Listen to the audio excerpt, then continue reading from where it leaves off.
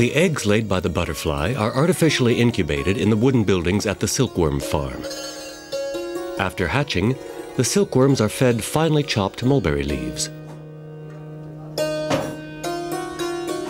The larva secretes a long silken thread to wrap itself in, forming its cocoon. It takes at least 1 month for the larva to finish spinning its white cocoon. When the larva's work is completed, the cocoons are put to dry in a heated room on large wooden trays. There they will remain for about 2 weeks.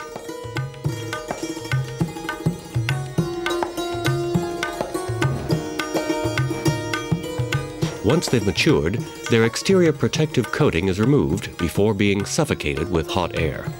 This process kills the larva living inside. At this point, the cocoons can either be stored for many months or sent directly to the weaving factories in Bangalore or Mysore.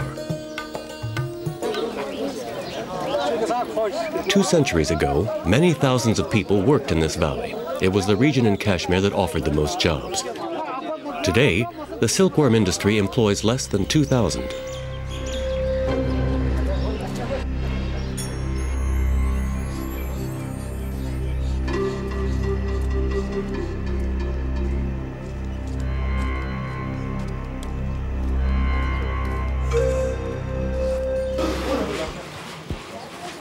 Dried, cleaned, and heated, the cocoons now are sorted. Only those having a regular shape and no spots are selected. Those that are not solid to the touch are immediately disposed of, as are double cocoons housing 2 larvae. The 2 strands are so intertangled that unwinding them is an impossible task. Finally, the selected cocoons must be boiled to soften them before they can be unwound.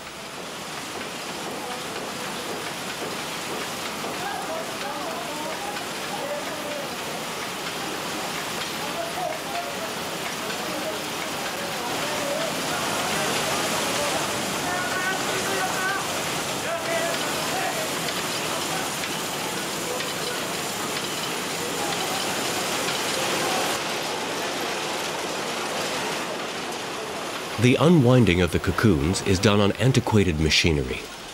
The strands of raw silk will be twisted to increase their strength.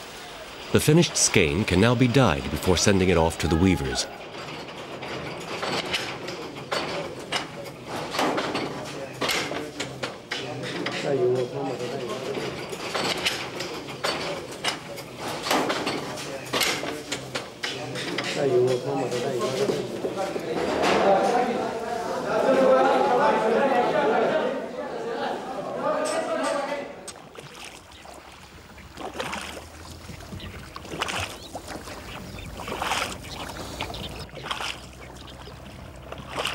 According to an ancient legend, Kashmir was at one time covered by an enormous lake. Legend or not, water is ever present in this enchanted valley, especially around Srinagar, which is tucked among 3 lakes, the Dal, the Nagwin, and the Anchar.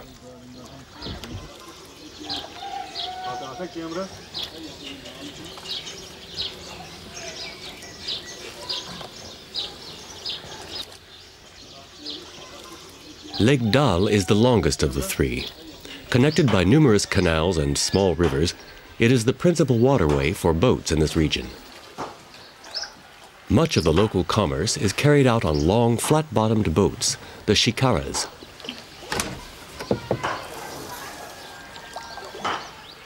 Floating gardens are built of material retrieved from the surrounding waters. Attached together, they're anchored to the lake bottom by the roots of willow and poplar trees, which have been planted on the shore for this purpose.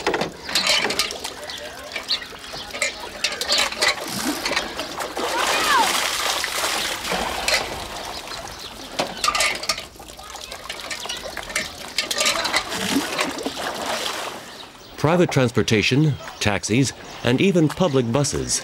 The shikaras glide through these calm waters day and night.